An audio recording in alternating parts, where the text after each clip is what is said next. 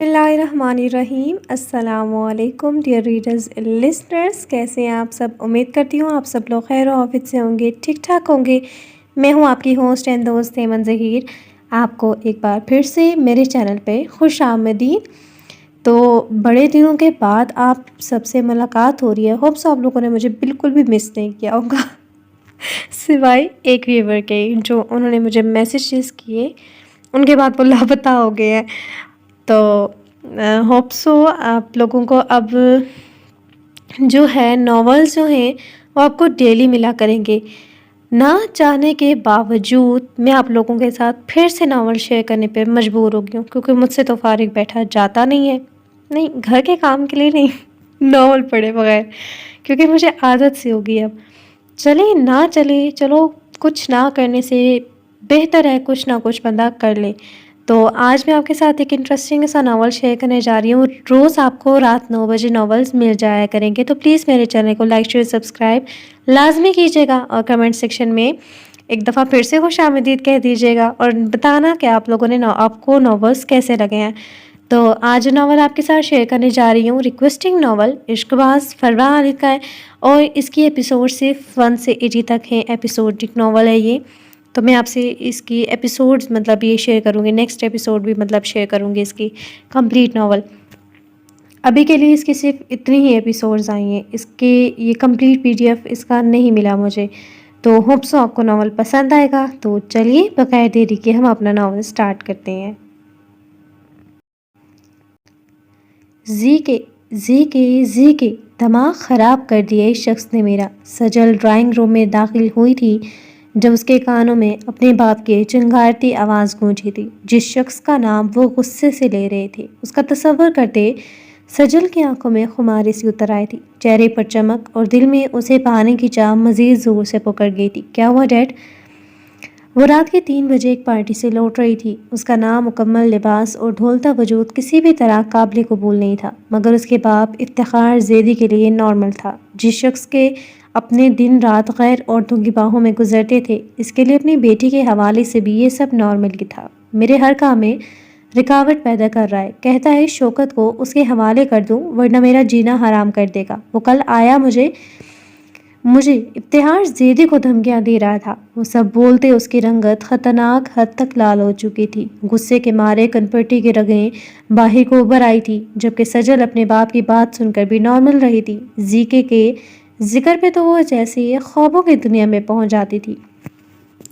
वो लंबा चौड़ा मर्दाना वजाहत का शाहकार शानदार मर्द कब उसके दिल की अवलीन तरजीह बन गया था, उसे पता ही नहीं चला था। उसके बाप का सबसे बड़ा दुश्मन था। दोनों अंडरवर्ल्ड की दुनिया के सबसे तगड़े खिलाड़ी थे। इफ्तिखार ज़ैदी उम्र में जीके के डबल था। आज तक उसके आगे कभी कोई नहीं टिक पाया था। लोग उसी का नाम सुनकर कांप उठते थे, मगर जब से जीके नामी शख्स उस दुनिया में आया था, तब से इफ्तिखार ज़ैदी की दहशत तो बहुत पीछे छूट गई थी। जीके की भी कुछ ऐसी ही सरगर्मियाँ थी, जहाँ इफ्तिखार ज़ैदी लोगों की स्मगलिंग और मुल्क में इंतशार फैलाने का हर बुरा काम करता, वही जीके उससे भी 2 हाथ आगे था। जीके किसी को खुद से आगे निकलता नहीं देख सकता था। उसे धोखे और झूठ से सख्त नफरत थी। धोखा देने वालों को वो कभी माफ़ नहीं करता था। शौकत उसी का आदमी था जिसने इफ्तिखार ज़ैदी के कहने में आकर जीके से गद्दारी की थी। इस वक्त से जीके शौकत को वापस करने की डिमांड कर रहा था इफ्तिखार ज़ैदी से, और इसके इनकार करने पर उसका हर तरह से नुकसान कर रहा था। वो उसके 3 बहुत अहम अड्डे तबाह कर चुका था। डैड, इतना गुस्सा मत करें। आपको बोला था कि जीके की जानिब दोस्ती का हाथ बढ़ाएं, इसी में फ़ायदा है आपका। वो आपके बाकी दुश्मनों की तरह नहीं है जो डर जाएगा। अगर आप शौकत की तरह उसके बाकी लोगों को भी अपनी साइड पर कर लें, वो तब भी आप पर भारी ही रहेगा। मेरा मशवरा तो यही है कि शौकत को जीके के हवाले कर दें। वो शख्स माफ़ तो किसी कीमत पर नहीं करेगा।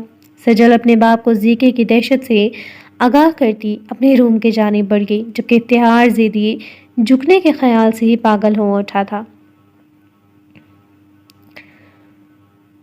मुमताज़ हॉस्पिटल में है। अल मुमताज़, पता नहीं क्या है। हॉस्पिटल में अल मुमताज़, अच्छा ठीक है, इसका नाम है। अल मुमताज़ हॉस्पिटल में इस वक्त सन्नाटा छाया हुआ था। آدھا گھنٹہ پہلے وہاں ایک شخص کو بہت نازک حالت میں لایا گیا تھا جس کے وجود پر خنجر اور گولیوں سے وار کیا گئے تھے۔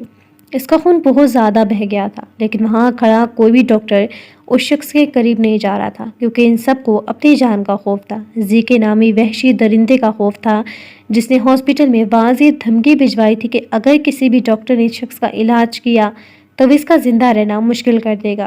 زیکے کی دہشت تو ہر جگہ پھیلی ہوئی تھی، لوگ اس کا نام سن کر کام چاہتے تھے۔ کوئی بھی ان لوگوں کی دشمنی پہ پڑھ کر اپنی اور اپنے خاندان والوں کی زندگی دوبھر نہیں کر سکتے تھے۔ اسی لیے ہاسپٹل کے تمام سینئرز اور جونیئرز ڈاکٹر نے زخمی انسان کا علاج کرنے سے منع کر دیا تھا۔ کیا ہو رہا ہے یہ سب؟ ڈاکٹر مظفرہ بخشی نے اس لمحے ہاسپٹل میں قدم رکھا تھا جب اس زخمی انسان کو ہاسپٹل سے نکالا جا رہا تھا۔ مظفرہ کے پوچھنے پر اس کے کولیگ ڈاکٹر انم نے اسے ساری بات بتا دی، جو سن کر ڈاکٹر مظفرہ نے حیرت و بے یقینی سے شہر کے سب سے بڑے ہاسپٹل کے قابل ترین ڈاکٹرز اور سرجنر کی جانب دیکھا تھا۔ وہ مر جائے گا؟ ڈاکٹر مظفرہ اس وقت زخمی تڑپتے ہوئے انسان پر ترس آیا تھا جس کا خون مسلسل بہہ رہا تھا۔ ہاسپٹل کا پورا کوریڈور لال ہو چکا تھا۔ تم کہاں جا رہی ہو مظفرہ؟ زیکے کے لوگ یہاں آس پاس ہی ہوں گے۔ اس نے سختی سے منع کیا کہ اگر کوئی بھی اس کا علاج کرے گا تو اس انسان کا جینا حرام کر دے گا۔ مظفرہ کو اس شخص کی جانب بڑھتا دیکھ انم نے اسے روکا تھا۔ باقی سبھی مظفرہ کی جانب متوجہ ہوتے اسے تنبیہ نگاہوں سے دیکھتے ایسا کرنے سے منع کر رہے تھے۔ ڈاکٹر مظفرہ، آپ ایسا مت کریں، آپ بہت بڑی پرابلم میں پھنس سکتی ہیں۔ اس کے سینئر ڈاکٹر اور اس ہاسپٹل کے مالک ڈاکٹر اقبال نے بھی مظفرہ کو منع کیا تھا، جو خود بہت بے بسی کے ساتھ خود کو روکے کھڑے تھے کیونکہ زیکے سے الجھنا اپنے خاندان کی بربادی اور موت کو دعوت دینا تھا۔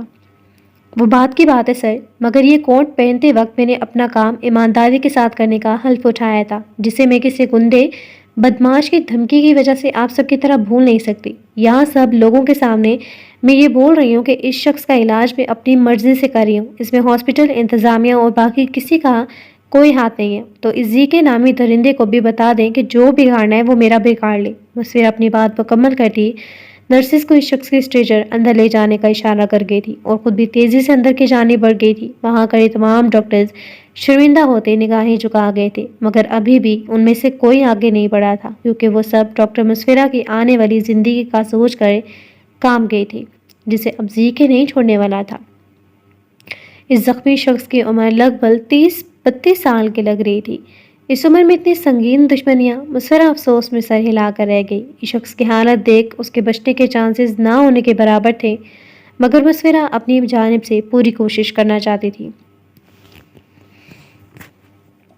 خانزادہ انٹرپرائز کا سی ای او آریان خانزادہ پورے 2 مہینوں کے بعد لندن سے واپس لوٹ رہا تھا۔ اس کی کمپنی کی برانچز اب مختلف ملکوں میں پھیل رہی تھی، جس کی خاطر وہ لندن میں ایک پراپر سیٹ اپ کر کے آیا تھا، جس سب میں اسے 2 مہینے لگ گئے تھے، مگر اس کے باوجود وہ اپنے مینیجر فیضان سے پوری طرح ان ٹچ رہا تھا، جو اسے آفس میں ہوتی ہر سرگرمی سے آگاہ کرتا رہا تھا۔ اس کے خاندان کے لوگ نے اس کے مینیجر کے ساتھ کیا برتاؤ رکھا تھا وہ اس سے بھی بہت اچھی طرح باخبر تھا۔ اس کی کمپنی کے اکاؤنٹ سے 20 لاکھ کے قریب رقم نکلوائی گئی تھی اور فیضان پر پریشر ڈالا گیا تھا کہ وہ آریان کو کچھ نہ بتائے، مگر وہ لوگ یہ بھول گئے تھے کہ آریان خانزادہ کی اجازت کے بغیر اس کے لوگ کوئی کام نہیں کرتے تھے۔ آریان گھر جانے کے بجائے ایئرپورٹ سے سیدھا آفس آ گیا تھا۔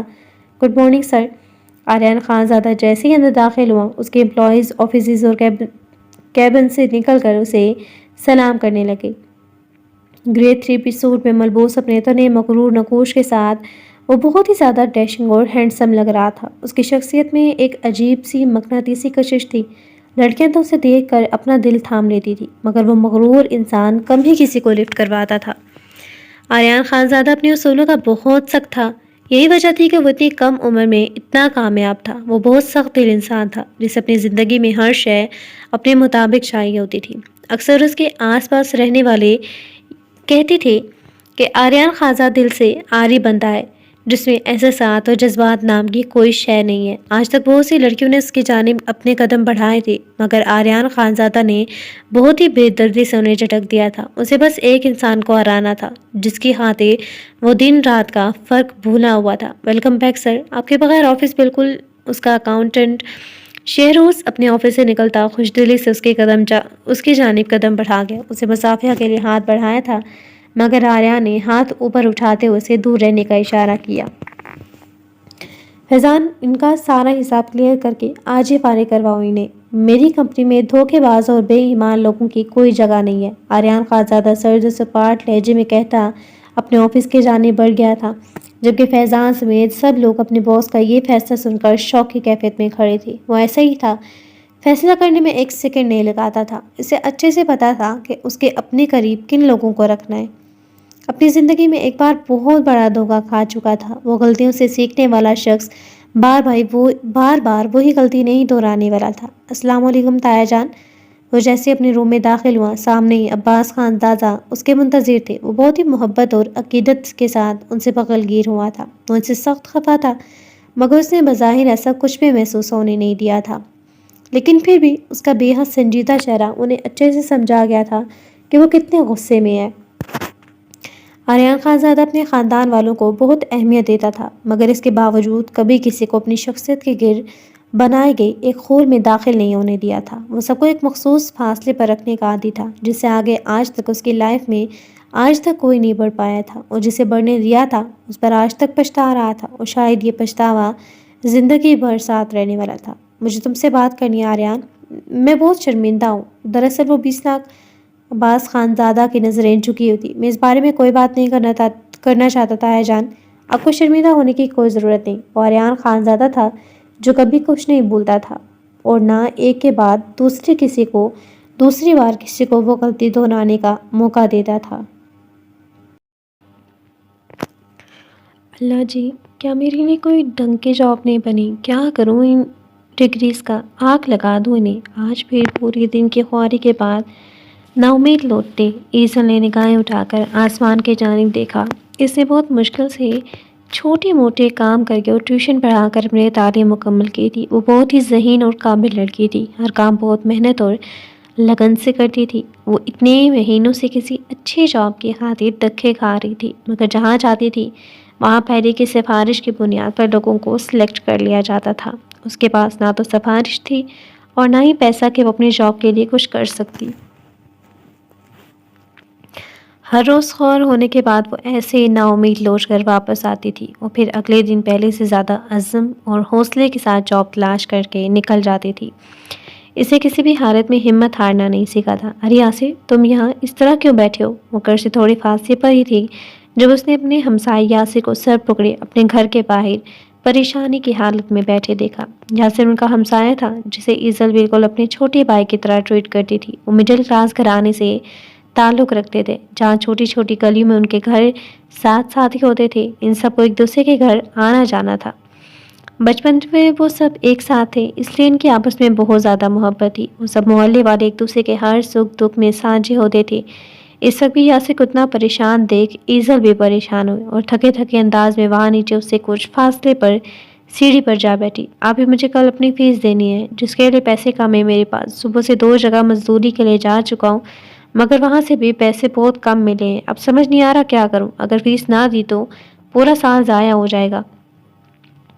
یاسر کی حالت ایسی تھی جیسے ابھی رو دے گا. اس نے بھی ایزل کی طرح بہت محنت کر کے اپنی تعلیم کو اتنی آگے پہنچایا تھا. اب اس مقام پر آ کر اس نے اس کی بے بسی ایزل سے نہیں دیکھ پائی. اس نے اپنی بیگ کی جانب دیکھا جس میں اس کی اب تک کی کل سیونگ اتنی تھی کہ جتنے پیسے یاسر کو ضرورت تھی. وہ رات کے ٹائم ایک ریسٹورینٹ میں ویٹرس کی جاب کرتی تھی جہاں بہت مشکل سے ایک دوست کی مدد سے اسے جاب ملی تھی. وہ بھی نائٹ شفٹ تھی مگر اس کے لیے یہ بھی بہت بڑی بات تھی. دوسروں کے آگے ہاتھ پھیلانے سے بہتر تھا اپنے پیسے کما کر خود مختار بننا.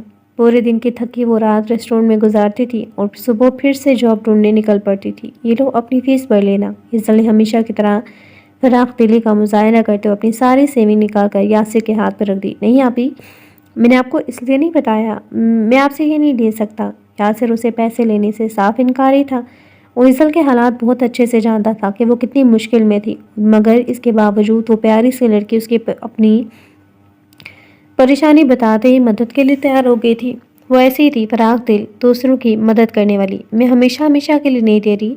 جب تمہارے پاس پیسے آئیں گے تو مجھے واپس کر دینا، اب زیادہ ڈرامے مت کرو اور جاؤ گھر، خالہ پریشان ہو رہی ہوں گی۔ ایزل دھیرے سے مسکراتی اپنے گھر کی جانب بڑھ گئی، جہاں قدم رکھنا کسی آزمائش سے کم نہ تھا۔ آ گئی ہمارا گردی کر کے۔ وہ جیسے گھر میں داخل ہوئی، سمینہ تائی اسے دیکھتے ہی شروع ہو چکی تھی، یہ جانتی ہوئے بھی کہ وہ جاب کی تلاش میں پورا دن خوار ہو کر آئی تھی۔ وہ اسے تانا مارنے سے باز نہیں آتی۔ فوزیہ کا رشتہ دیکھنے آ رہے ہیں، کچن میں جا کر بریانی بناؤ، تمہارا انتظار کر رہی تھی میں، اب بستر پہ چڑھ کر سو مت جانا۔ ایزل سمینہ تائی کی بات کو سنی انسنی کرتی اپنے کمرے کی جانب بڑھ رہی تھی، جب دوسرے کمرے سے نکلتی شبانہ چچی نے نیا حکم صادر کیا۔ ایزل اس وقت شدید تھکن محسوس کر رہی تھی، وہ نہ رات کو سوئی تھی نہ دن کو آرام کر پائی تھی، ابھی کچھ گھنٹے تھے اس کے پاس سونے کے لیے، اس میں بھی اس پر کام ڈال دیا گیا تھا۔ ایزل کو کوکنگ کرنے کا شوق بھی تھا اور اس کے ہاتھ میں ذائقہ بھی بہت زیادہ تھا۔ شبانہ چچی کی دونوں بیٹیاں فیشن میں تو نمبر 1 تھی، مگر کچن کے کاموں میں ذرا سی وابستگی بھی نہیں تھی ان کی۔ جب بھی ان کا کوئی رشتہ آتا تھا، سارا کام ایزل ہی کرتی تھی، مگر اس کا پورا کریڈٹ وہ اپنی بیٹیوں کو دیتی تھی۔ ایزل صاف انکار کر دینا چاہتی تھی، مگر اس وقت وہ انکار کے سچویشن میں نہیں تھی، وہ ان کے گھر رہ رہی تھی، اسے ان کا ہر آرڈر فالو کرنا تھا۔ ایزل بہت چھوٹی تھی جب اس کی ماں کی ڈیتھ ہو گئی تھی، اس کے بابا نے 1 سال بعد ہی دوسری شادی کر کے اسے اس کی دادی کی گود میں ڈال دیا تھا، کیونکہ اس کی سوتیلی ماں اسے قبول کرنے کو تیار نہیں تھی۔ اس کے بابا تیمور رفیق اپنی دوسری بیوی شمائلہ کے ساتھ دبئی میں مقیم تھے، ان کے 2 بیٹے عمر اور حمزہ تھے، مگر وہ صرف اسے ہی نہیں بلکہ اپنے باقی خاندان والوں کو بھی بھول چکے تھے، یہاں تک کہ اپنی ماں کو بھی۔ ان کی لاڈلی بیوی نے ان سے سارے رشتے چھڑوا دیے تھے، اس لیے ایزل اس بات کو ان سب گھر والوں کا احسان ہی سمجھتی آئی تھی کہ انہوں نے اسے اپنے گھر میں پناہ دے رکھی تھی۔ یہی وجہ تھی کہ ہر بار ان کا سر ان کے آگے جھک جاتا تھا۔ ایزل کی دادی ندرت بیگم کی وجہ سے ہی اسے اب تک وہاں رہنے دیا جا رہا تھا۔ اس کے تایا چچا اور کزنز بہت اچھے تھے، مگر ایک شہر جس نے اس کی تائی چچی اور ان کی بیٹیوں کی نظر میں برا بنا دیا تھا، وہ تھی ایزل کی بے پناہ خوبصورتی۔ دودھیا رنگت جسے دیکھ کر لگتا تھا کہ وہ ہاتھ لگانے سے ہی میلی ہو جائے گی، گمبھیر خمدار پلکوں سے ڈھکی کانسی آنکھیں، ستوا ناک، کھڑی ناک، گلابی پھولے گالوں پہ پڑتے ڈمپل، ٹھوڑی پر چمکتا تل اور کمر سے نیچے آتے لمبے بال جس کے نازک کمر میں آبشار کی مانند محسوس ہوتی تھی۔ اف، اتنی خوبصورتی! میرے حال میں نے آج تک کوئی ناول ایسا چھوڑا نہیں ہے جس میں لڑکی اور لڑکی کی خوبصورتی نہ بیان کی جائے۔ کوئی ایسا ہونا چاہیے جس میں تھوڑا اور سیڈ اینڈنگ ہو۔ اب مجھے ہیپی اینڈنگ والی اچھے نہیں لگتے، آرمی ہیپی اینڈنگ آخر میں ہمیشہ ہیپی اینڈنگ ہوتی، تھوڑی ہونا چاہیے۔ نازک سراپے کی دلکشی سے نگاہیں ہٹانا مشکل ہو جاتا تھا۔ اس کی کزنز کے لیے جو بھی اچھا رشتہ آتا تھا، وہ لوگ ہمیشہ ایزل کو پسند کر کے چلے جاتے تھے۔ یہی وجہ تھی کہ اب ان لوگوں سے اسے خار ڈالی تھی، وہ اس کی خوبصورتی کو اس کا قصور مانتی تھی۔ ایزل اپنی طرف سے پوری کوشش کرتی تھی کہ وہ ان لوگوں کے سامنے نہ آئے، مگر وہ پھر بھی کچھ نہ کچھ گڑبڑ ہو ہی جاتی تھی۔ ڈاکٹر مسفرہ کی پوری جدوجہد جاری تھی، وہ اس زخمی انسان کو بچانے کی پوری کوشش کر رہی تھی، مگر اکیلے یہ سب کر پانا بہت مشکل تھا۔ ساری نرسز ڈاکٹر پیچھے ہٹ گئے تھے، اس کی مدد کے لیے کوئی بھی نہیں تھا۔ مسفرہ نے ایک نظر اس شخص کی جانب دیکھا جس کا چہرہ خون لگا ہونے کی وجہ سے اتنا واضح نہیں ہو رہا تھا، مگر اس شخص کو دیکھ کر لگ رہا تھا کہ وہ بھی کوئی عام انسان نہیں تھا۔ لیکن مسفرہ کو ان گنڈوں بدماشوں سے کوئی لینا دینا نہیں تھا، وہ بس اپنا فرض نبھانا چاہتی تھی۔ وہ بہت زیادہ تھک گئی تھی، اس کی مسلسل اتنی دیر کی کوششوں کے بعد کہیں اس شخص کی حالت کچھ خطرے سے باہر ہوئی تھی۔ مسفرہ نے آج پہلی بار اکیلے آپریشن کیا تھا، جس میں وہ کافی حد تک کامیاب رہی تھی۔ شخص کا خون بہت زیادہ بہہ گیا تھا، جس کی وجہ سے کچھ گھنٹوں کے لیے وہ ابھی بھی خطرے میں تھا، جس میں اب مسفرہ کچھ نہیں کر سکتی تھی۔ وہ تھک کر اپنے آفس میں کرسی پر آ گئی، کسی نے بھی اسے کوئی بات نہیں کی تھی، سب کو اب اس سے بھی خطرہ محسوس ہو رہا تھا۔ وہ آفس میں بیٹھی ہی تھی جب اچانک اس کے روم کی لائٹ آف ہوئی تھی۔ مسفرہ اندھیرے اور تنگ جگہوں سے بہت زیادہ گھبراتی تھی، اس وقت بھی ایک دم گھپ اندھیرا ہوتا دیکھ وہ بالکل گھبرا گئی تھی۔ اسے سامنے ٹیبل پر رکھے موبائل کو اٹھانا چاہا، مگر اس کے ہاتھ میں کچھ نہیں آیا۔ جب اسی لمحے سے اپنے گلے پر کسی مضبوط شکنجے کا احساس ہوا تھا، چہرے پر گرم سانسوں کا لمس اور ہاتھوں کو آہنی گرفت میں قید ہوتے دیکھ مسفرہ خوف سے لرز اٹھی۔ کون؟ مسفرہ کے ہونٹوں سے وہ مشکل اتنا ہی نکلا تھا جو مقابل اس کے مزید قریب آ گیا۔ اس کے وجود سے اٹھتی مسحور کن مہک بہت ہی زیادہ سحر زدہ کر دینے والی تھی۔ ہمیشہ زی کے اپنے دشمن خود بناتا ہے، مگر تم نے تو خود میری جانب دشمنی کا ہاتھ بڑھایا، چاہوں تو 1 سیکنڈ میں مار دو تمہیں، لیکن ایسا کچھ نہیں کروں گا، کیونکہ پوری دنیا کے سامنے عبرت کا نشان تم بنوگی تاکہ دوبارہ کوئی ذیکے کے خلاف جانے کی جرت نہ کر سکے۔ سر ٹھٹھا دینے والا وحشتناک لہجہ۔ مسفرہ کو اپنا چہرہ اس کی گرم سانسوں سے جھلستا محسوس ہوا تھا۔ اسے گپ اندھیرے میں کچھ دکھائی نہیں دے رہا تھا، مگر وہ اتنا ضرور سمجھ رہی تھی کہ یہ شخص اس کی سوچ سے بھی زیادہ خطرناک تھا۔ اس کی دہشت پر مسفرہ بری طرح کانپ رہی تھی۔ اسے کچھ بولا نہیں جا رہا تھا۔ اپنی گردن پر اس کے گن کی نوک چبھتے محسوس ہو رہی تھی۔ نہ جانے یہ شخص اتنی اندھیری میں اسے کیسے دیکھ پا رہا تھا۔ وہ خوف سے بے ہوش ہونے کو تھی جب اسے آزادی بخشا، اس کے پاس سے ہٹ گیا۔ وہ چلا گیا تھا، مگر مسفرہ میں بھی اتنی ہمت نہیں تھی کہ وہ اٹھ کر لائٹ ہی آن کر لیتی۔ اس کا پورا وجود پسینے سے شرابور ہو چکا تھا۔ جب اسی لمحے انم اندر کمرے میں داخل ہوئی اور لائٹ آن کر کے تھی۔ کیا ہوا مسفرہ، تم ٹھیک ہو؟ انم اس کی حالت دیکھ پریشان ہوئی تھی، مگر مسفرہ اپنی جگہ ساکت بیٹھی کچھ بولنے کی کنڈیشن میں ہی نہیں تھی۔ سب کی نگاہیں بے قراری کے ساتھ انٹرسٹ پر جمی ہوئی تھی۔ جہاں سے کچھ دیر میں آریان خانزادہ نے اندر داخل ہونا تھا۔ وہ پرکشش شخصیت کا مالک شخص ہر انسان کو اپنی جانب کھینچنے کی صلاحیت رکھتا تھا۔ آریان خانزادہ اپنی کامیابی کی خوشی میں اپنے دوستوں اور حریف دونوں کو پارٹی دے رہا تھا۔ وہ ہمیشہ اپنی خوشی میں اپنوں اور دشمنوں کو ایک ساتھ رکھتا تھا تاکہ اپنوں کی نظر میں اپنی کامیابی پر خوشی اور دشمنوں کی نظر میں حسد دیکھ سکے۔ آج کل تو اپنے بھی ہوش نہیں ہوتے۔ آج بھی اس نے ایسا ہی کیا تھا۔ بزنس انڈسٹری کے تمام جانے مالے چہرے اس پارٹی میں انوائٹ تھے۔ ان کے نامور دشمن بھی جو ہر مقام پر اسے کرانے کی کوشش کرتے تھے، مگر ہر بار آریان خانزادہ پہلے سے بھی بڑے قدم کے ساتھ اٹھ کر ان کی ساری کوششوں کو ناکام بنا دیتا تھا۔ ارے یہ تو فلزہ ملک ہے، سبحان ملک کی بیوی، یہ بھی پارٹی میں آئی ہے، وہ بھی اپنے شوہر کے ساتھ۔ وہاں کھڑے آریان کے خاندان والوں کی نظر جیسے ہی فلزہ ملک پر پڑی، وہ سب شدید غم و غصے کا شکار ہوئے تھے۔ یہ بے شرم لڑکی کس منہ سے یہاں آئی تھی؟ وہ نہیں جانتے تھے کہ مگر اس لڑکی کو دیکھ ان سب کے دلوں میں نفرت کی شدید لہر دوڑ گئی تھی۔ اب تو آئے گی ہی ہمارے آریان کی جانب۔ اس کے شوہر سے زیادہ پیسہ جو آ گیا آریان کے پاس۔ تہمینہ بیگم کا دل چاہ رہا تھا کہ ابھی دھکے دے کر اسے باہر نکال دے تاکہ آریان کی نظر نہ پڑ سکے اس لالچی لڑکی پر، مگر ابھی اتنے سارے لوگوں کے سامنے وہ ایسا کچھ کر کے آریان کو ناراض نہیں کرنا چاہتی تھی، اس لیے صبر کے کون پر کر رہ گئی تھی۔ جب اسی لمحے آریان خانزادہ انٹرسٹ سے اندر داخل ہوتا، اپنی وجاہت سے بھرپور شخصیت کے ساتھ وہاں کھڑے لوگوں کو مسمرائز کر گیا تھا۔ اپنے دوست اور دشمنوں کو ایک ساتھ کھڑا دیکھ اس کے انابی ہونٹوں کے تراش میں مسکراہٹ ابھر کر معدوم ہوئی تھی۔ 23 میں ملبوس اپنے چوڑے مضبوط سراپے کے ساتھ وہ محفل پر چھایا ہوا معلوم ہو رہا تھا۔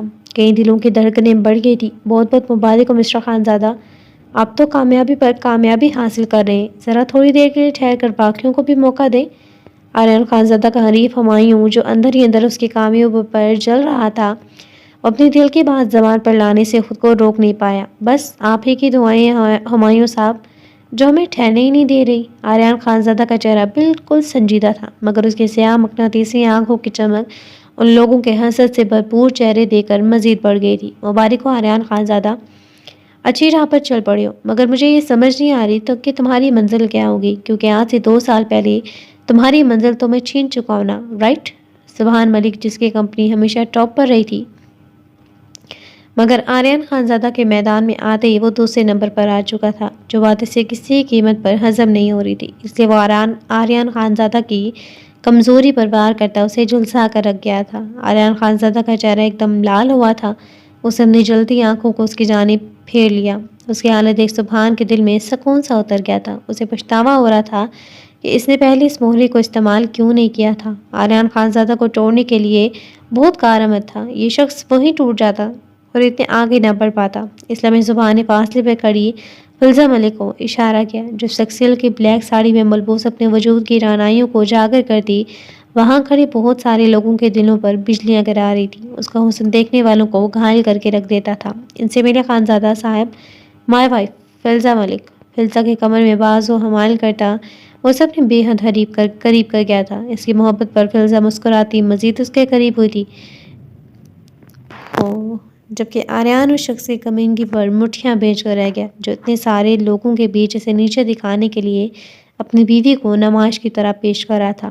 آریان کو فلزہ کے یہ بدلے انداز بھی شدید ناگوار گزرے تھے۔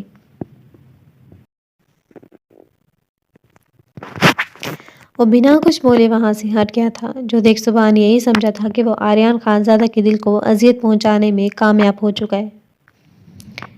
روم میں آپ کا ڈریس موجود ہے، جا کر فریش ہو جائیں، بہت تھکے تھکے لگ رہے ہیں آپ مجھے،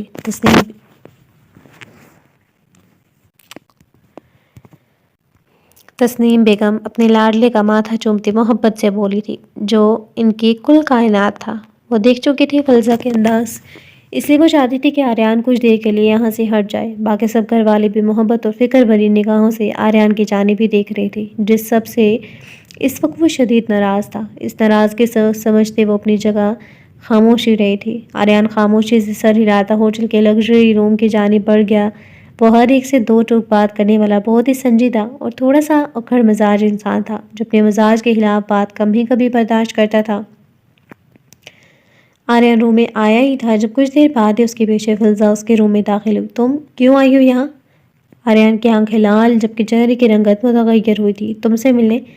فلزہ اس کے مقابل آتے ہوئے بولی، اپنے ساڑی کے پلو کو کندھے پر ڈالتے اس نے اپنے حسن کے سامنے کھڑے شخص کو گھائل کرنا چاہا تھا۔ کبھی محبت تھی وہ اس کی، لیکن اب کسی اور کی بیوی تھی، مگر اس کا یہ انداز۔ آریان مٹھیاں میچ کر رہ گیا۔ مجھے بات کرنی ہے تم سے۔ فلزہ اچھے سے جانتی تھی کہ اس شخص کے دل میں ابھی بھی وہ بستی تھی جس کا فائدہ اٹھانے وہ یہاں آئی تھی آج، مگر مجھے تم سے کوئی بات نہیں کرنی، آرام سے چلے جاؤ یہاں سے۔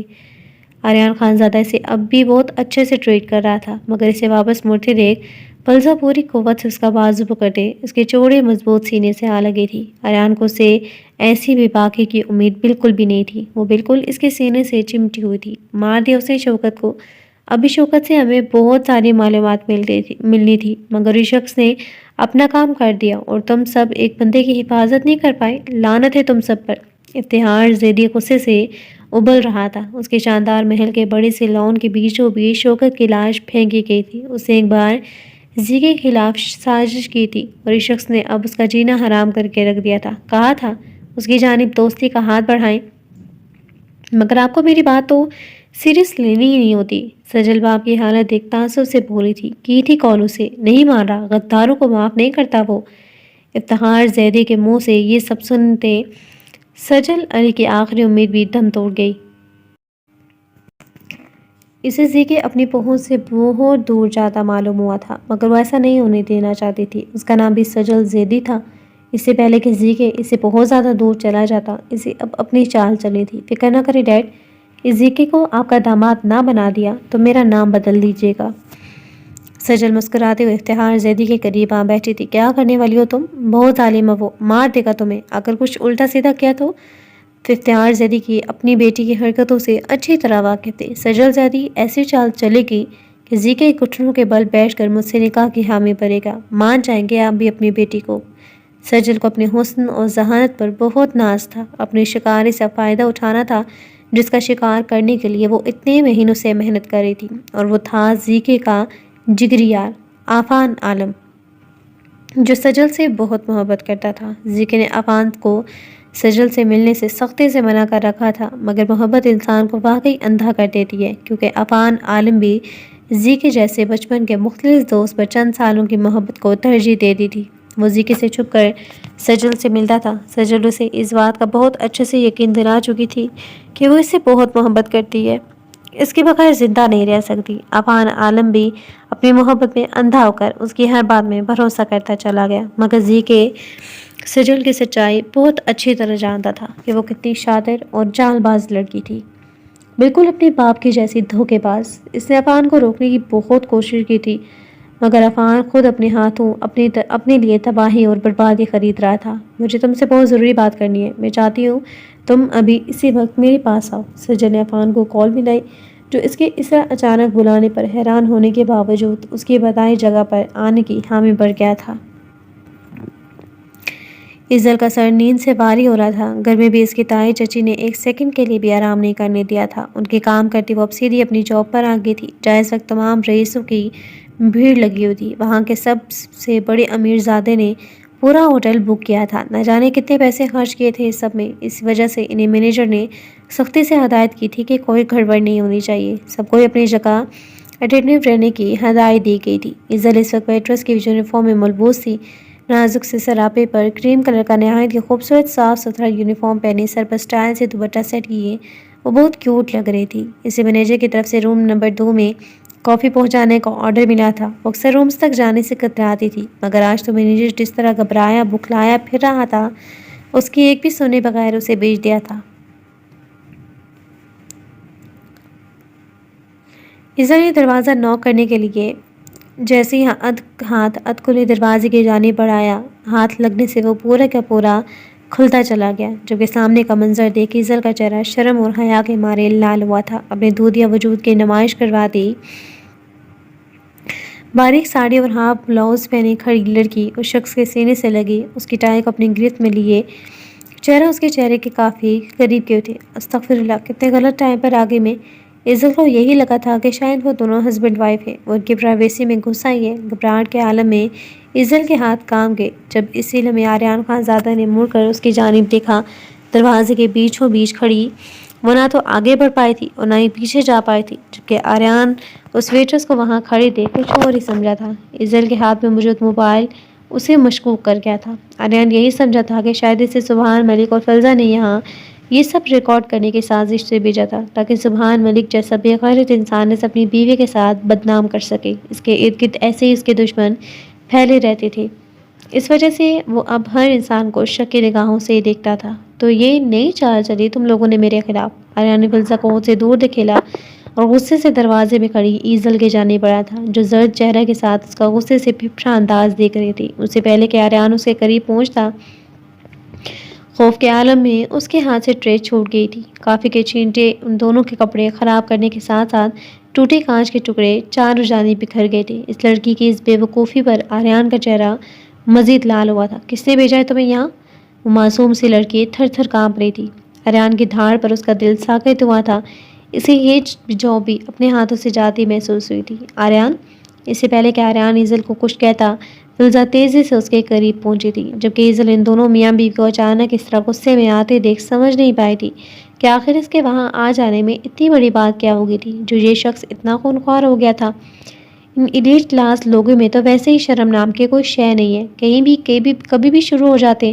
اس نے اکثر یہاں پارٹیز میں ناچتے لوگوں کو دیکھا تھا، اس لیے اسے آریان خان زادہ کا یہ شدید ریئیکشن سمجھ نہیں آتا۔ آئی ایم سوری سر، ایزل نے بولنا چاہا جب آریان نے ہاتھ اٹھا کر اسے خاموش کروا دیا۔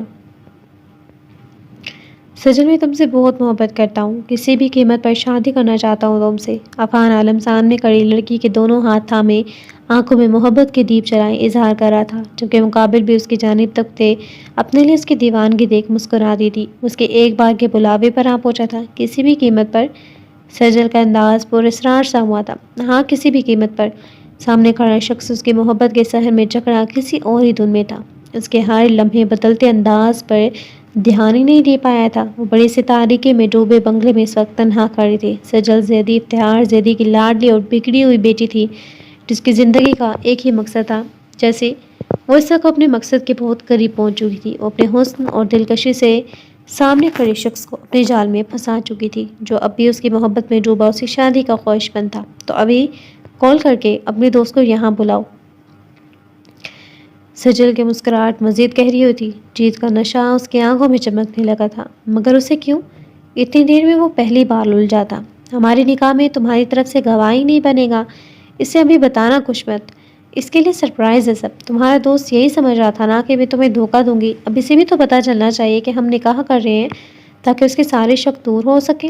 سجل دھیرے سے عفان کے قریب ہوتی اس کو بہت بڑی خوشی سے دو چار کر کے تھی۔ نکاح کا سن کر عفان خوشی سے پاگل ہوتا، بنا کسی بات پر غور کے اپنے دوست کو فوراً آنے کا کہہ گیا تھا۔ سجل عجیب نگاہوں سے سامنے کھڑے بے وقوف انسان کو دیکھ رہی تھی، جس کے پیار میں پاگل ہو کر اپنے ساتھ اپنے دوست کی جان بھی خطرے میں ڈال رہا تھا۔ مگر وہ کہتے ہیں نا، محبت میں انسان سب کچھ فراموش کر کے اپنے ہاتھوں اپنی بربادی لکھ دیتا ہے۔ تو عفان عالم کے ساتھ بھی کچھ ایسا ہی ہو رہا تھا۔ اس کی ایک کال پر ارجنٹ آنے کا سن کر اس پر جان نچھاور کرنے والا اس کا دوست فوراً وہاں آ پہنچا تھا، مگر عفان کے بغل میں کھڑی سجل کو دیکھ اس شخص نے سختی سے مٹھیاں بھیج دی تھی۔ عفان وہی غلطی کر چکا تھا جسے اس کا ڈر تھا۔ کیسا لگا میرا سرپرائز؟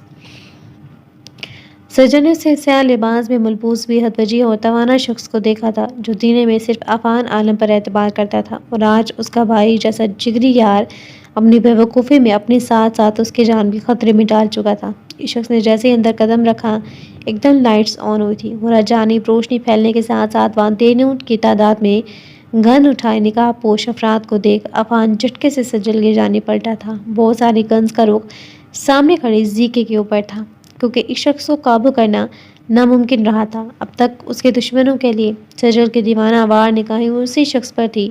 عفان تو صرف اس کا مہرہ تھا زیکے تک پہنچنے کا۔ یہ سب کیا ہے سجل؟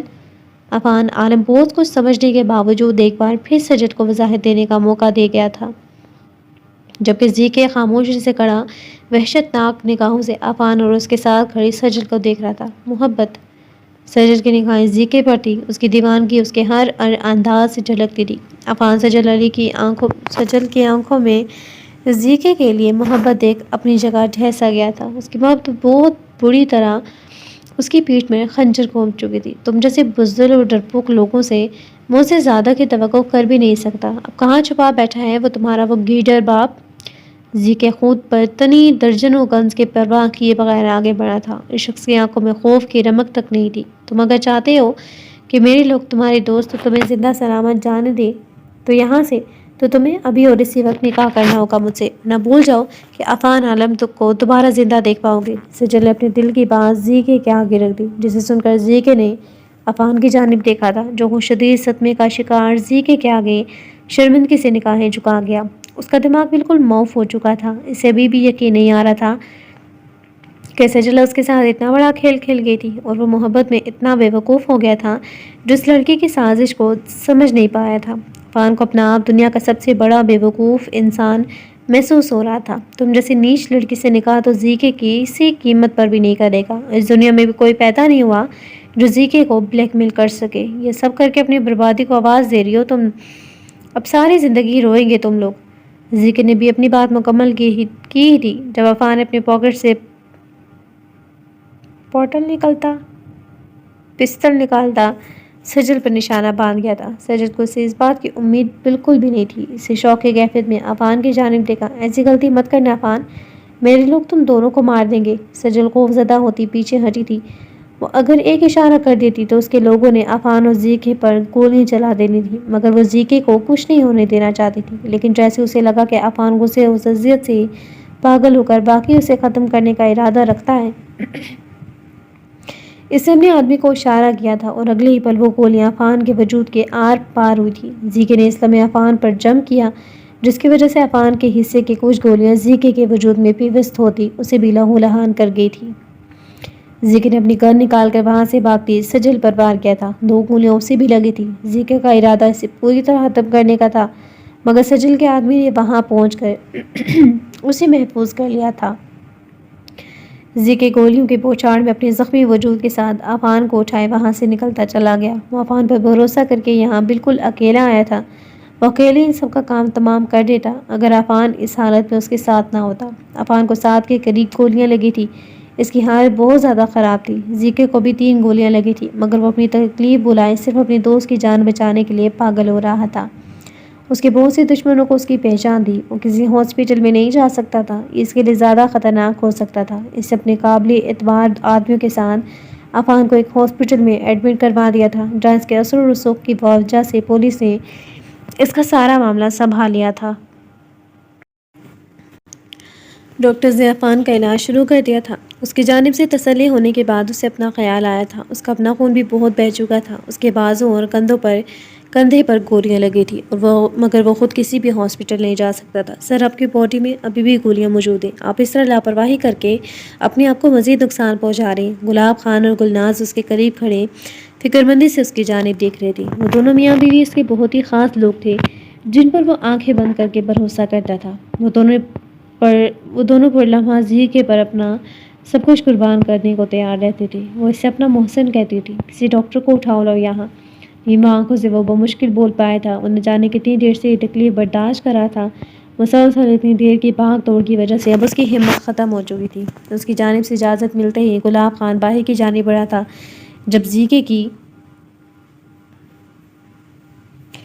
पुकार और उसके कदमों को ब्रेक लगी थी। उसी डॉक्टर को उठा कर लाऊं जिसने मेरे दुश्मन का इलाज करके मेरी जानिब दुश्मनी का हाथ बढ़ाया है। मुझसे से अपना इलाज करवाऊंगा। इस हालत में भी वो शख्स अपनी दुश्मनी और इंतकाम नहीं बोला था। गुलाब खान समझ गया था कि अब कोई डॉक्टर ना मिलती तो जीके ने अपना इलाज ही नहीं करवाना था। गुलाब खान, जल्दी जाओ।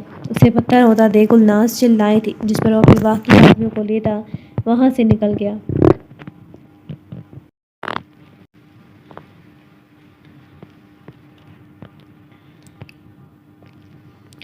आई एम सॉरी सर, ईजल ने बोलना चाहा था जब आर्यन ने हाथ उठाकर उसे खामोश करवा दिया था। इसने पलटकर सॉरी फिल्जा की जानिब देखा, जो ईजल के वहाँ आ जाने की वजह से सख्त मज़ा हो चुकी थी। उसका प्लान इस लड़की ने ख़राब कर दिया था। आर्यन, मेरी बात तो सुनो।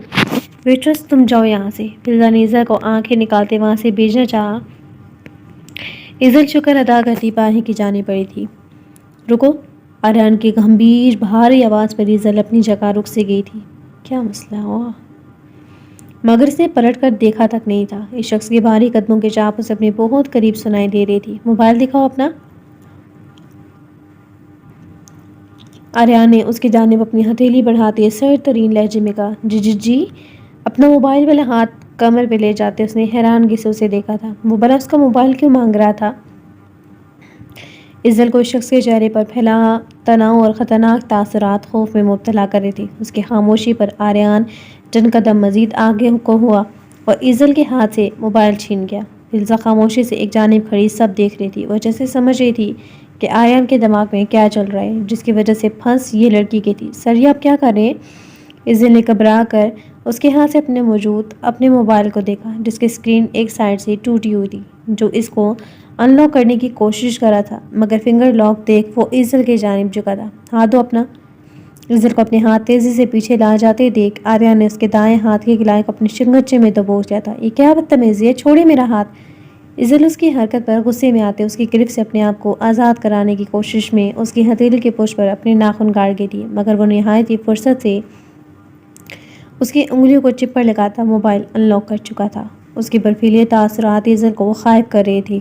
फिल्जा एक जानिब खड़ी नागवार बड़ी निगाहों से ईज़ल का मासूम हुस्न देख रही थी, जिसे आर्यन को धोखा देकर किसी और से शादी कर ली थी, मगर इसे आज भी किसी भी लड़की का आर्यन के करीब बर्दाश्त नहीं था आना बर्दाश्त नहीं था। इसके अपने शौहर के करीब न जाने कितनी लड़कियां पाई जाती थी, मगर कभी इसे ज़ुबान के हवाले से बुरा नहीं लगा था। वो चाहे इन्हें गले लगाता या कुछ भी करता, मगर इस लम्हे आर्यन को उस लड़की का हाथ पकड़ना भी फिल्जा को तपा गया था। आर्यन लॉक खोलते ही सीधा उसकी फ़ोन गैलरी में गया था। ये इंतहाई नाज़ेबा हरकत थी, मगर जिस तरह ये लड़की इसके कमरे में बग़ैर इजाज़त के घुसी थी, वो ज़्यादा नाज़ेबा हरकत थी। गैलरी खुलते ही सबसे पहले ईज़ल की नहायत ही खूबसूरत सी तस्वीर उसके सामने आई थी, जिसमें वो स्काई ब्लू कलर के लिबास में बिना दुपट्टे के गिरे बालों के साथ खड़ी मासूम निगाहों से कैमरे के जानिब देखती बिल्कुल परी पैकर मालूम हो रही थी। उसकी बिना मेकअप की शफाफ रंगत और बेहद गुलाबी गदाज होंठ, वो बेपनाह हसीन लड़की अपने हुस्न के रानाइयों से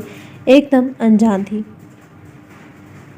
आर्यन ने तेज़ी से उसकी तस्वीर को अपने सामने हटाया था, मगर वहाँ इस तरह की और भी बहुत सारी तस्वीरें थी। इसके मोबाइल में छुप कर बनाई हुई वीडियो नहीं थी। प्लीज़ सर, मेरा मोबाइल वापस कर दें, ये इंतहाई गलत हरकत है। इज़ल वहाँ से लहजे में बोलते उसके मोबाइल आगे बढ़ाने पर उससे लेती पीछे हट गई थी। Get lost.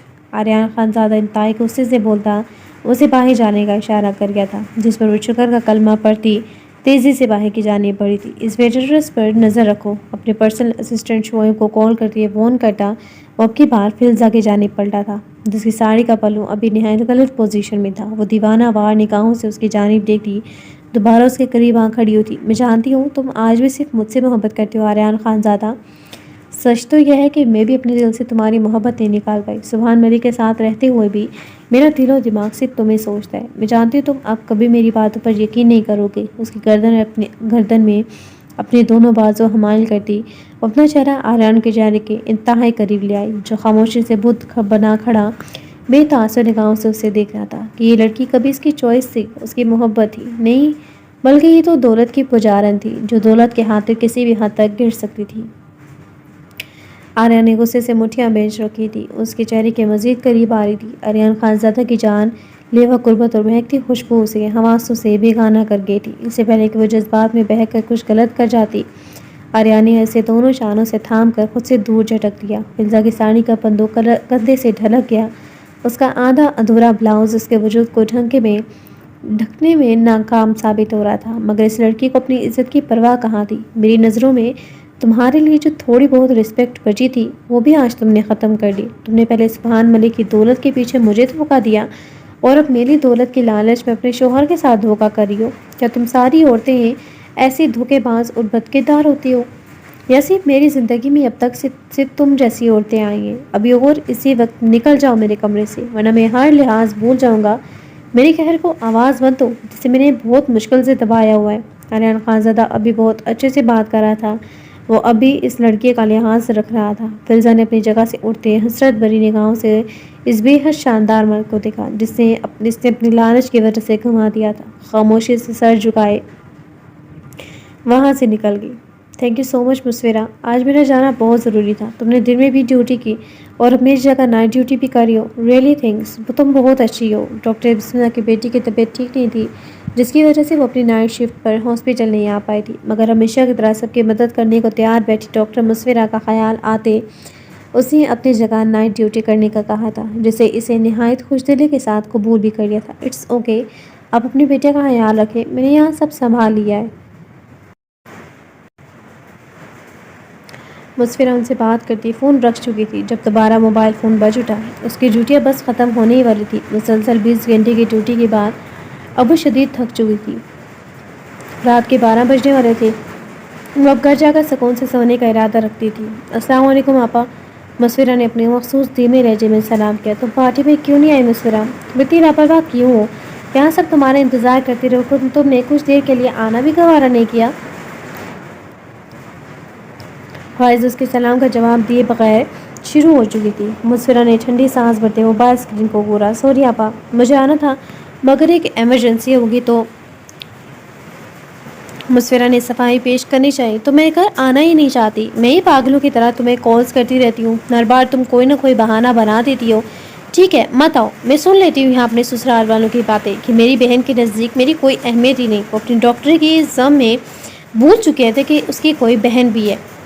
अगर शोर की आवाज़ आ रही है तो प्लीज़ इग्नोर कीजिएगा, बारिश हो रही है बहुत तेज़। फायजा एक ही सांस में शुरू हो चुकी थी और बिना मुस्फिरा की कोई बात सुने कॉल काट गई थी। ओह खुदाया, आप इतना गुस्सा क्यों करती हैं?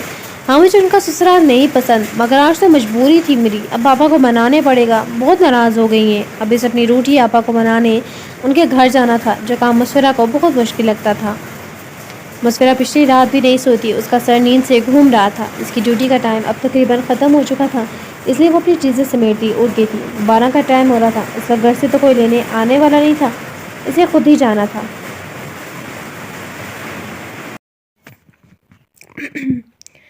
हॉस्पिटल के बाहर इस वक्त भी काफ़ी लोग मौजूद थे, इसलिए वो कभी डरी नहीं थी। एक टैक्सी वाले अंकल जो इसके लिए काफ़ी काबिल एतबार थे, वो उन्हीं के साथ ही आती जाती थी, मगर आज उनकी टैक्सी से दूर दूर तक कहीं दिखाई नहीं दी थी। ओ साबिर अंकल तो हैं ही नहीं आज, आगे देख लेती हूँ, शायद आगे खड़े हूँ। कभी कभार हॉस्पिटल के सिक्योरिटी की वजह से टैक्सियों को दूर खड़ा किया जाता था। मुस्फिरा तेज़ तेज़ कदमों से चलती हॉस्पिटल के गेट से काफ़ी आगे निकल आई थी, मगर साबिर अंकल और उनकी टैक्सी का दूर दूर तक नामो निशान नहीं था। इससे पहले कि वो साबिर अंकल को कॉल करके पूछती, जब एक गाड़ी अचानक से उसके करीब आ रुकी थी। ज़ोरदार ब्रेक की वजह से गाड़ी के टायर ऊंची आवाज़ में चिरचिराते मुस्फिरा की जान निकाल गई थी। इससे पहले कि वो कुछ समझ पाते, कार से निकले वाले निकाब पोश अफराद उसे घसीट कर गाड़ी के अंदर डालते, जिस हवा के दोष पर आए थे उसी तेज़ी के साथ वहाँ से निकलते चले गए। मुस्फिरा ने बेहोश हो डाला था।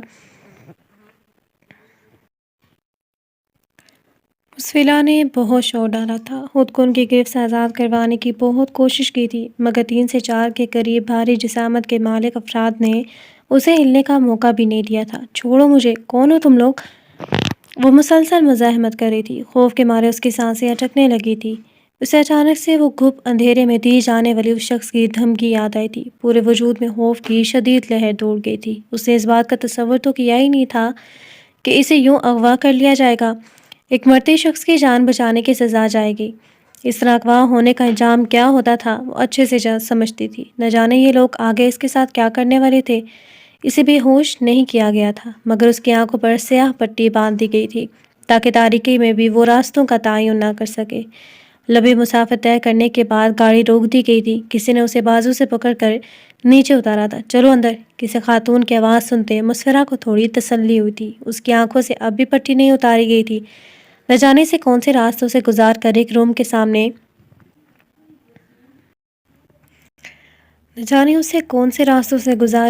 کے سامنے لاتے اس کی آنکھوں سے پٹی ہٹا دی گئی تھی۔ کچھ دیر کے لیے اسے کچھ بھی دکھائی نہیں دیا۔ اس کی آنکھوں پر پٹی بہت کس کر باندھی گئی تھی، جس کی وجہ سے اس کا چہرہ لال ہو چکا تھا۔ ہمارے باس کا علاج کرنا ہے تم نے۔ اگر انہیں کچھ ہوا تو تم زندہ نہیں لوٹ پاؤ گے یہاں سے۔ ان کا کافی خون بہہ چکا ہے، جلدی سے علاج شروع کرو ان کا۔ گلناز کی بات پر مسفرہ نے نگاہیں موڑ کر اس کی جانب دیکھا تھا، جس کے چہرے پر نقاب تھا۔ وہ صرف اس کی آنکھیں دیکھ پائی تھی۔ اس نے پلٹ کر پیچھے دیکھا۔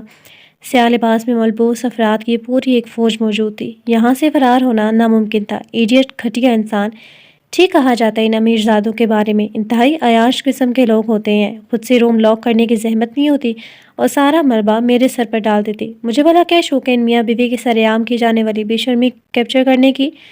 ہیزل کا موڈ بہت سا خراب ہو چکا تھا۔ اسے یہ جاب بالکل بھی پسند نہیں تھی۔ وہ مجبور تھی اور یہاں لوگ اس کی اس مجبوری کا فائدہ اٹھا رہے تھے۔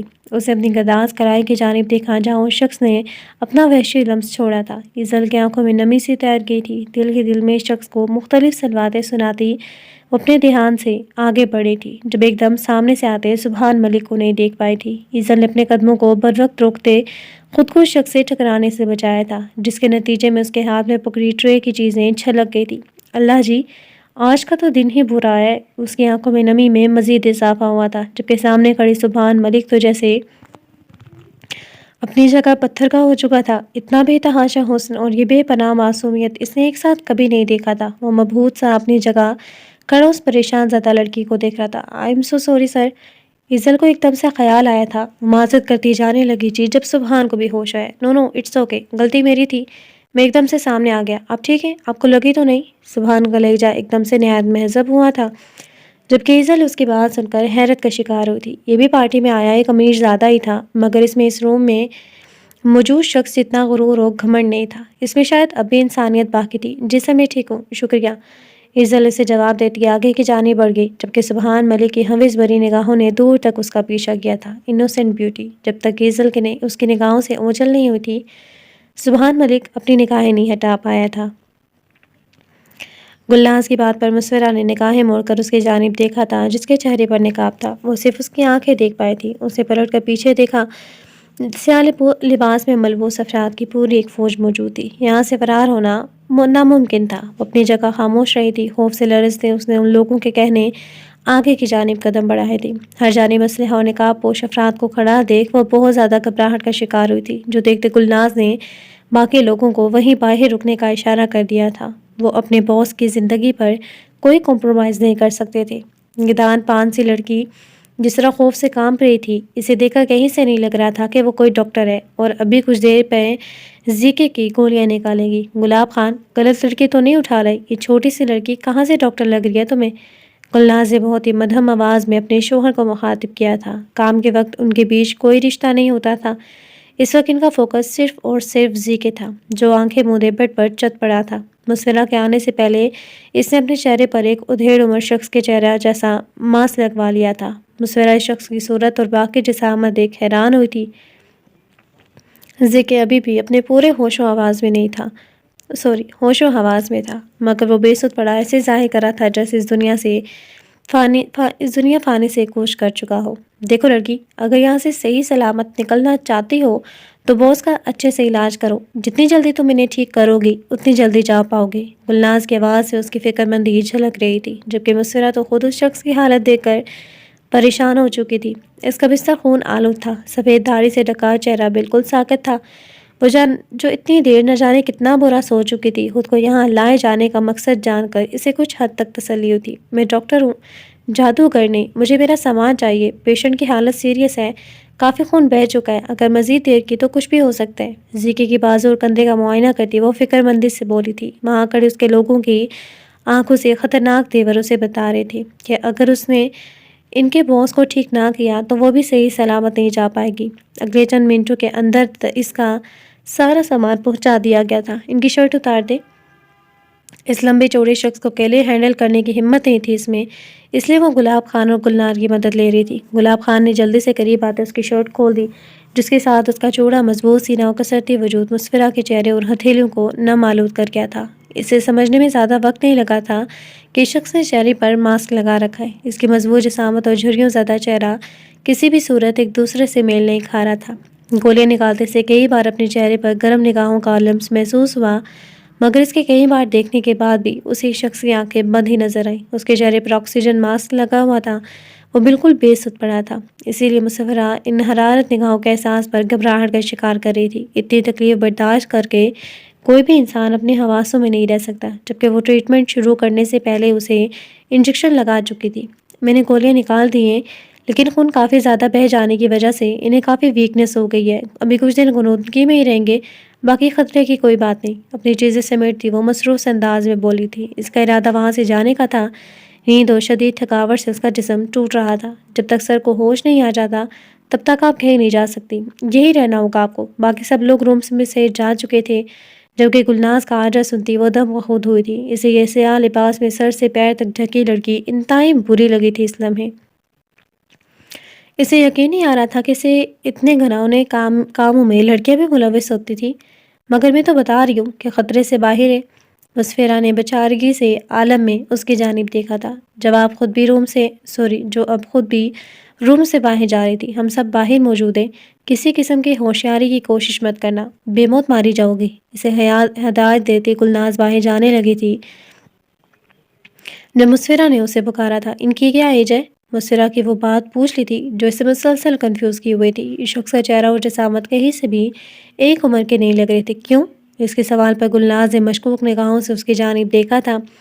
इसी हिसाब से उनके लिए मेडिसिन मंगवानी है। मुस्फिरा ने जल्दी से बात बनाई थी। गुलनाज की वहशतनाक निगाहें उसे खौफजदा कर रही थी, जबकि गुलनाज विधान पान से डॉक्टर को देख अपनी जगह हैरान थी। इसे लगा था कोई बड़ी उम्र के तजुर्बाकार डॉक्टर होगी जिसने जीके से उलझने की हिम्मत की थी। मगर इस गुलाबिया छलकाती नाजुक दोशीज़ा को देखते इससे अब इसकी दिमागी हालत पर शुबा हुआ था, जो यकीनन अपनी बेवकूफ़ी में ऐसा कदम उठा गई थी। जीके को औरत ज़ात से शदीद नफरत थी। गुलनाज की कहानी अलग थी। वो इसे अपनी बहन मानता था। शायद वही वाहिद औरत ज़ात थी जो जीके की ज़िंदगी में मौजूद थी। 60 साल अपने मखसूस खरदरे लहजे में उसे जवाब देते गुलनाज वहाँ से जा चुकी थी। आर्यन खानज़ादा अपने दुश्मनों की सोच बहुत अच्छे से जानता था। उन्होंने अपनी ज़हनियत के मुताबिक वही सब किया था। फिल्ज़ा और उसकी तमाम तस्वीरें सोशल मीडिया पर फैला दी गई थी। आर्यन खानज़ादा भी अपने साबका महबूबा, जो कि अब सुभान मलिक की बीवी हैं, के साथ अब भी गहरे मरासिम लगते थे, जिनका मुंह बोलता सबूत ये सारी तस्वीरें हैं, जिनमें आप इन दोनों की बेतकल्लुफ़ी देख सकते हैं। आखिर कितने चेहरे हैं आर्यन खानज़ादा के। बज़ाहिर वो औरतों से दूरी अख्तियार करने वाले अपने बिजनेस हरीफ को नीचा दिखाने के लिए उसकी बीवी तक को इस्तेमाल करने से बाज नहीं आए। रिपोर्टर ज़ोरों शोर से आर्यन की किरदार कोशी कर रही थी। उनको यह खबर वायरल करने की जितनी रकम दी गई थी, वो इस लिहाज से अपना काम कर रही थी। खानज़ादा पैलेस में इस वक्त सब लोग परेशान चेहरा लिए हर तरफ से आती ये खबरें सुन रहे थे, जब इसी लम्हे आर्यन खानज़ादा ने घर में कदम रखा था। इसे पाकिस्तान लौटे 2 दिन हो चुके थे, मगर वो आज घर आ रहा था। उसकी अपने घर वालों से नाराज़गी अब भी बरकरार थी। आर्यन भाई, फ़ाइका की नज़र सबसे पहले उस पर पड़ी थी। वो तेज़ी से उठती उसकी जानिब बढ़ी थी। वालेकुम अस्सलाम भाई की जान, कैसी हो आप? उसका अंदाज़ बहुत ही नॉर्मल था, जिसमें किसी किस्म की परेशानी का कोई अंसर नहीं था। इन सब के उतरे चेहरे देख इसे अपना यहाँ आने का फ़ैसला बिल्कुल ठीक लगा था। वो सभी उसके खिलाफ गर्दिश करती खबरों से ऐसे ही परेशान हो जाते थे, क्योंकि इन सब को बहुत मोहब्बत थी उससे। इसने जिस तरह अपने टूटे बिखरते ख़ानदान को संभाला था, वो इंतहाई मुश्किल था। उसकी बर्दाश्त की जाने वाली तकलीफ़ों पर सब लोग ही दिल से उसकी कद्र और इज़्ज़त करते थे। 2 दिन से कहाँ थे? क्यों नहीं आए घर? बाहर रहकर बिल्कुल भी अपना ध्यान नहीं रखते। कितने कमज़ोर हो गए हो? तस्नीम बेगम उसका माथा चूमती उसके चौड़े कसरते सीने से लगती शिकवा कुना लहजे में बोली थी। उनकी आंखें तरस जाती थी अपने लाडले पोते को सामने देखने की खातिर, जबकि उनकी कही जाने वाली बात पर आर्यन समेत सबके लबों पर मुस्कुराहट बिखर गई थी। उसका हट्टा कट्टा कसरती वजूद उन्हें न जाने कहाँ से कमज़ोर लगता था। चेहरे की सफ़ेद रंगत मज़ीद निखर चुकी थी। गुज़रता वक्त उसकी वजाहत और दिलकशी में मज़ीद इजाफा कर रहा था। ذہانت سے چمکتی بھوری آنکھیں دلوں میں اتر جانے کی صلاحیت رکھتی تھی۔ وہ شخص نگاہوں کے وار کرنا بہت اچھے سے جانتا تھا۔ اس وقت بھی اس کی سنجیدہ نگاہیں سب لوگوں کو گھبراہٹ میں مبتلا کر رہی تھی۔ اس کی غیر موجودگی میں جو یہاں ہوا تھا وہ سب سے باخبر تھا۔ یہ بات سب کو ہی خوفزدہ کر رہی تھی۔ آریان خانزادہ کی ناراضگی بہت بری تھی اور اسے منانا دنیا کا انتہائی مشکل کام۔ بیٹا، ہم جانتے ہیں ہم نے اپنے ایک عمل سے آپ کو بہت ہرٹ کیا ہے۔ آپ ناراض ہیں ہم سے، ہم بہت شرمندہ ہیں اس بات پر، لیکن شہریار نے اچانک ہم پر اتنا دباؤ ڈالا کہ ہمیں سمجھ نہیں آیا کہ ہم کیا کریں۔ اس نے ہمیں بول دیا تھا کہ اگر ہم نے اسے فوری طور پر 70 لاکھ نہ دیا تو وہ نرمین کو طلاق دے دے گا۔ اس بچے کی حالت اس وقت بہت بری تھی، ہم بالکل مجبور ہو گئے تھے۔ صرف اس کا گھر بچانے کے لیے ہم نے یہ سب کیا۔ تہمینہ بیگم نے شوہر کے اشارے پر بات کا آغاز کیا تھا۔ اس وقت گھر کے سب لوگ ہی وہاں موجود تھے۔ تہمینہ بیگم کی بات پر آریان کے چہرے کے تاثرات ناقابل یقین حد تک بگڑ گئے تھے۔ وہ مٹھیاں بھینچے بہت مشکل سے اپنے غصے پر قابو پاتا اپنی جگہ سے اٹھ کھڑا ہوا تھا۔ تو دے دیتا طلاق، کیوں روکا آپ نے اسے؟ کیوں بلیک میل ہوئے اس شخص کے ہاتھوں؟ میں اس دنیا میں ہی تھا، مرا نہیں تھا جو آپ لوگوں نے مجھے کچھ بھی بتانا گوارا نہیں کیا۔ میری بہن لاوارث نہیں ہے، نہ ہی اتنی بے بس کہ اسے ساری زندگی اس نالائق اور لالچی انسان کے ساتھ گزارنے پر مجبور کر دیا جائے۔ میں اب تک خاموش تھا اس معاملے میں کیونکہ آپ سب کے مطابق نرمین محبت کرتی ہے اس شخص سے، اس کے ساتھ ہی رہنا چاہتی ہے، مگر اب نہیں۔ میں ایک پل کے لیے بھی اسے اب وہاں نہیں رہنے دوں گا۔ وہ گھٹیا اور بد کردار انسان میری بہن کے قابل بالکل بھی نہیں ہے۔ آریان خانزادہ کے غصے سے سب ڈرتے تھے۔ وہ نرمین کی ابرار سے شادی کے حق میں بالکل بھی نہیں تھا، مگر صرف اس کی پسند کو دیکھتے اور سب گھر والوں کے اصرار پر وہ راضی ہوا تھا۔ لیکن اس کا شک بالکل ٹھیک نکلا تھا۔ ابراہیم ایک لالچی انسان تھا جسے نرمین سے نہیں بلکہ آریان کی دولت سے محبت تھی۔ نرمین کی شادی تو 3 سال ہو چکے تھے۔ اس کی 2 سال کی ایک بہت پیاری بیٹی ہمنا تھی۔ شادی کا پہلا سال تو بہت اچھے سے گزارا تھا، مگر ہمنا کی پیدائش کے بعد سے ابراہیم سے چھوٹی چھوٹی باتوں کے لیے ذلیل کرتا آیا تھا۔ اسے بہت زیادہ تنگ کر کے رکھا ہوا تھا۔ اس نے یہ بات کسی کو پتہ نہیں لگنے دی تھی، لیکن آریان اپنی بہن کی آنکھوں کے بجھتے رنگ سے ہی پہچان گیا تھا کہ وہ خوش نہیں ہے۔ اس کے بہت بار پوچھنے کے باوجود نرمین نے اسے کچھ بھی نہیں بتایا تھا۔ وہ اپنے بھائی کے غصے سے واقف تھی، جو عمر میں اسے 2 سال چھوٹا تھا، مگر پیرنٹس کی ڈیتھ کے بعد وہ ان دونوں بہنوں کے لیے ان کا سائبان بن گیا تھا۔ انہیں ذرا سی تکلیف پہنچانے والے کو کسی بھی قیمت پر معاف نہیں کرتا تھا، اس لیے نرمین ابرار کے انتہائی ناروا سلوک کے باوجود اس کے ساتھ کمپرومائز کرنے کی کوشش کرتی رہی تھی۔ آریان پر کہنے ایک باری رقم اپنی دونوں بہنوں کے اکاؤنٹس میں ٹرانسفر کر دیتا تھا۔ وہ سارا پیسہ اکاؤنٹ سے نکلوا کر ابرار اپنی عیاشیوں پر لگا دیتا تھا۔ کبھی 1 روپیہ بھی نرمین کو نہیں دیا تھا، بلکہ ہمیشہ اسے خانزادہ پلس مزید پیسوں کی ڈیمانڈ کا کہہ کر بھیج دیتا تھا، جسے صرف نرمین کی ہاتھیں آریان سے چھپا کر وہ سب گھر والے پوری کرتے آئے تھے۔ زیکی کو عورت ذات سے شدید نفرت تھی۔ گلناز کی کہانی الگ تھی۔ وہ اسے اپنی بہن مانتا تھا۔ شاید وہی عورت ذات تھی جو زیکی کی زندگی میں موجود تھی۔ 60 سال اپنے مخصوص کھردرے لہجے میں اسے جواب دیتی گلناز وہاں سے جا چکی تھی، جبکہ مسفرہ کتنے ہی لمحے بے یقینی سے آنکھیں پھاڑے اس شخص کی جانب دیکھتی رہی تھی، جس کی جسامت کہیں سے بھی 60 سال کی نہیں لگتی تھی، مگر اس کا چہرہ 60 سال ہونے کی گواہی دے رہا تھا۔ اللہ جی، یہ کہاں پھنس گئی میں؟ کیا یہ لوگ مجھے یہاں سے جانے نہیں دیں گے؟ وہیں دیوار کے ساتھ ٹیک لگا کر نیچے بیٹھتی وہ افسردگی سے بولی تھی۔ وہ بہت زیادہ تھک چکی تھی۔ اس روم میں کوئی کھڑکی نہیں تھی کہ وہ باہر دیکھ سکتی۔ سیاہ پردوں اور روم کو کیے گئے سیاہ پینٹ نے ماحول کو مزید تاریک کر رکھا تھا۔ کمرے میں جلتے بلب کی روشنی بھی کافی مدھم تھی۔ مسفرہ کی آنکھیں بھٹک بھٹک کر اس شخص کی جانب جا رہی تھی جو ابھی تک ایسے ہی پڑا تھا۔ اس کے وجود پر اس وقت سیاہ پینٹ موجود تھی۔ اس کی گردن ایک موٹی چین تھی جو ٹریٹمنٹ کے دوران اس نے اتارنی چاہی تھی، مگر گلناز نے اسے سختی کے ساتھ ایسی گستاخی کرنے سے روک دیا تھا۔ دیوار کے ساتھ ٹیک لگا کر بیٹھے کب تھکاوٹ کے عالم میں اس کی آنکھ لگ گئی تھی، اسے پتہ ہی نہیں چلا۔ انتہائی غیر آرام دہ حالت کے باوجود بھی وہ شدید تھکن کی وجہ سے گہری نیند میں جا چکی تھی۔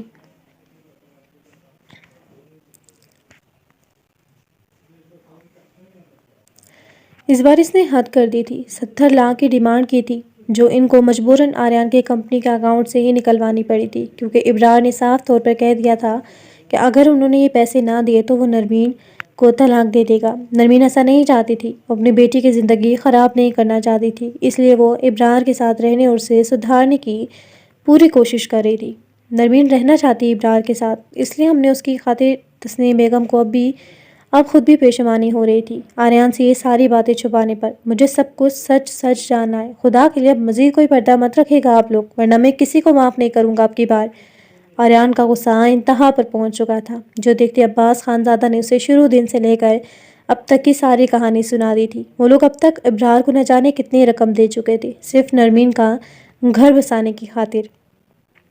یہ سب سنتے آریان کے سینے میں آلہ و بھڑک اٹھے تھے۔ اس کے بڑے بھی اس ساری بلیک میلنگ میں ملوث ہو کر اسے سب کچھ چھپاتے رہیں گے۔ آریان کو یقین نہیں آیا تھا، اس کا آج تک تقریباً ہر دوسرے بندے نے اعتبار توڑا تھا، مگر اسے اپنے گھر والوں سے اس بات کی امید نہیں تھی۔ وہ اب کبھی بھی کسی پر بھی بھروسہ نہیں کرنا چاہتا تھا، نہ اسے اس قابل چھوڑا گیا تھا۔ ساری بات سنتے شدید عالم کے غصے میں کسی کو بھی کچھ بھی سمجھنے کا موقع دیے بغیر وہ وہاں سے نکل گیا تھا۔ آریان غصے میں کچھ غلط نہ کر دے۔ عباس، احمد، تم لوگ بھی جاؤ اس کے پیچھے۔ اسے اس طرح جاتا دیکھ تسنیم بیگم ایک دم گھبرا گئی تھی۔ وہ جانتی تھی آریان اب کسی قیمت پر ابرار کو نہیں چھوڑنے والا تھا۔ وہ کچھ غلط نہیں کرے گا اماں جان، غلط تو اب تک ہم کرتے آئے ہیں، اسے یہ سب کچھ چھپا کر۔ اگر پہلے بتا دیتے تو وہ بیچاری بچی اتنا وقت یوں ٹارچر برداشت نہ کرتی۔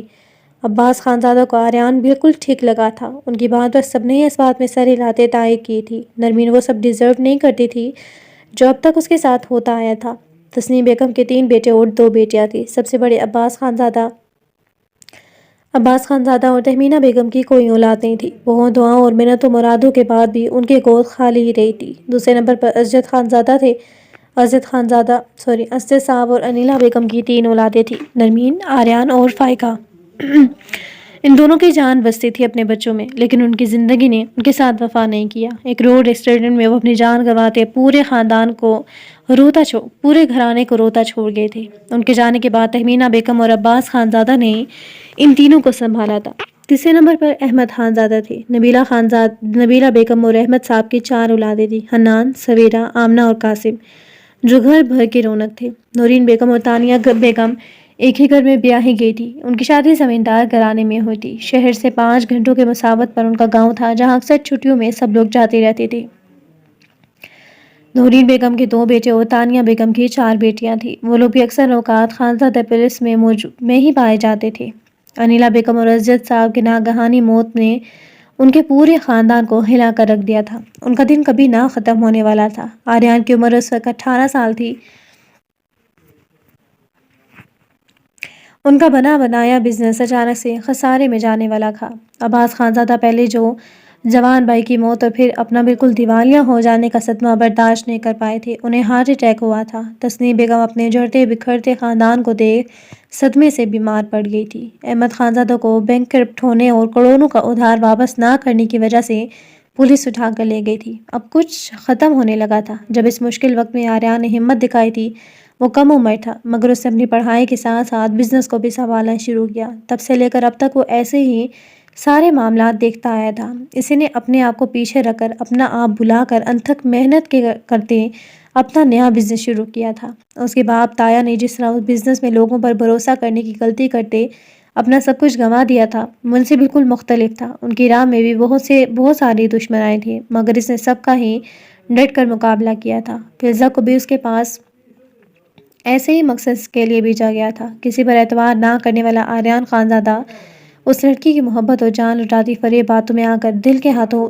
دھوکہ کھا گیا تھا۔ اس وقت وہ اتنا کامیاب نہیں تھا، مگر اس کی ذہانت اور محنت کو دیکھتے ان کے مخالفین اسے پہلے قدم میں ہی گرانا چاہتے تھے۔ اس لیے فضا کو بھیجا گیا تھا، جس کے محبت کے فریب نے آریان خانزادہ کو بہت بری طرح سے لڑکھڑا کر رکھ دیا تھا، مگر وہ اتنا کمزور اعصاب کا مالک نہیں تھا جتنا اس کے دشمن اسے سمجھ رہے تھے۔ اس نے خود کو بہت اچھے سے سنبھال لیا تھا۔ وہ اس سب کا قصوروار اپنے آپ کو سمجھتا تھا کہ اس نے دل کے معاملے میں کسی پر اعتبار کیوں تھا۔ اسے اب یہی لگتا تھا کہ جو بھی انسان اس کے قریب آنے کی کوشش کرتا ہے، اسے دھوکہ دینے کی نیت سے ہی آتا ہے۔ یہی وجہ تھی کہ اس نے اپنے دل کے دروازے اپنے فیملی کے علاوہ سب کے لیے بند کر دیے تھے۔ وہ اپنی فیملی والوں کو ہر چھوٹی بڑی ضرورت اور خوشی کا خیال رکھتا تھا، مگر اپنے گرد بنائے گئے خول میں کبھی کسی کو اندر آنے کی اجازت نہیں دی تھی، نہ کبھی آگے دینے کا ارادہ رکھتا تھا۔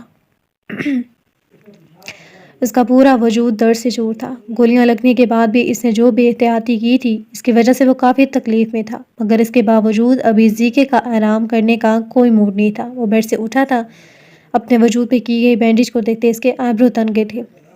اسے اذیت برداشت کرنے کی عادت تھی، اسے خود کو کبھی انسان سمجھا ہی نہیں تھا۔ فولادی وجود کا مالک وہ ایک چٹان تھا جسے توڑ پانا یا ہلا پانا اس کے دشمنوں کے لیے ناممکن تھا۔ بیڈ سے اٹھتے وہ سیدھا الماری کی جانب گیا، وہاں سیاہ کپڑوں سے بھری الماری سے اپنی شرٹ نکال کر پہنتے وہ جیسے ہی پلٹا، سامنے کا منظر دیکھ اس کے قدم لمحے بھر کو ساکت ہوئے تھے۔ بیبی پنک کلر کے نہایت ہی سادہ سے سوٹ میں ملبوس، جس کا دوپٹہ اس کے کندھوں پر پھیلا رکھا تھا، لمبے بالوں کی چٹیاں اس کے سینے پر ڈھلکی ہوئی تھی، گنہری